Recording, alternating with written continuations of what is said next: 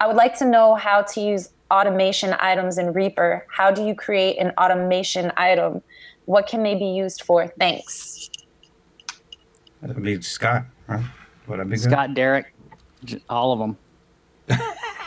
Right. Exactly.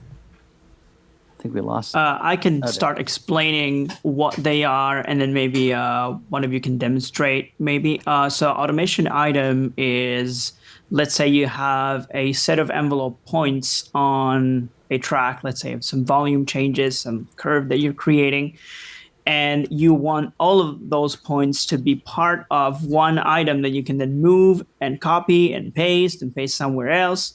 So what you do is, first of all, you create all your points and you make modification, and then there is a keystroke that will insert an automation item.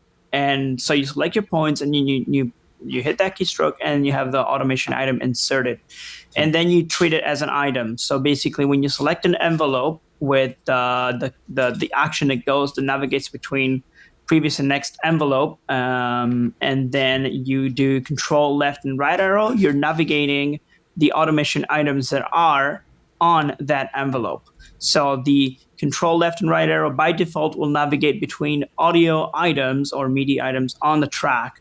But if you have an automation envelope selected, you can move between automation items.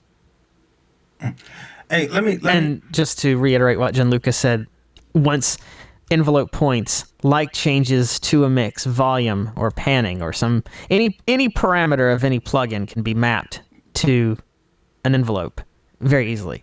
Once you have that established, once you follow the directions he set up to, do the automation item, you can copy and paste. So let's say you have a group of vocalists, and you want those vocalists to be louder because they're backup, and you want the backup louder in, say, a chorus.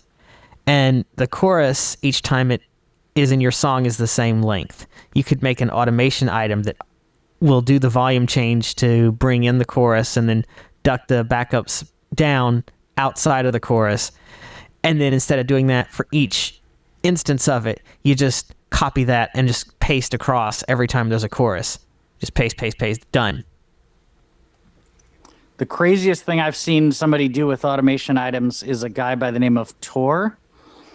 And he demonstrated building a wah-wah filter that would automatically open and close and open and close and open and close. And he only had to do it once. And then he just duplicated 11 times across the thing. And it was amazing. It was the craziest thing I'd ever seen. But that's anything you can automate, you can turn into one of these items and copy paste to your heart's content. And manipulate its speed and depth. It's crazy. It's ridiculous. Yeah, and I want to add to that if you create a so-called pulled copy of an automation item, you modify the first one and the other iterations of that item get modified as well. So that's kind of powerful. One more thing, the keystroke is Control-Shift-I on Windows, and I guess Command-Shift-I on the Mac, unless it's a system command, which then Garth had fixed and changed. But if the conversion goes straight, Control converts to Command, and Alt converts to Option for the Mac. If you're curious to know, and if you want to, if you use the Mac and you don't, that's the. One final thing. Okay, Rusty says it doesn't have a mic configured. Okay, I hope that helps, Rusty.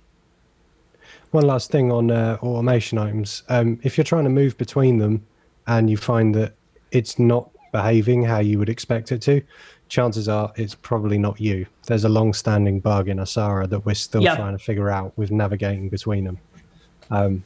So just to make you aware, if you try this stuff and it isn't working right, chances are it's probably not your fault. Let me ask a question, because this language item for non-Reaper it's a chunk of something. It could be a chunk of audio, a chunk of MIDI, a chunk of... clip in Pro Tools? Yes, a clip in Pro Tools. Okay. And in Logic, that would be like a region. Yes, they're called region and logic. Yeah. Item in Reaper, Eclipse, and Pro Tools. Cool.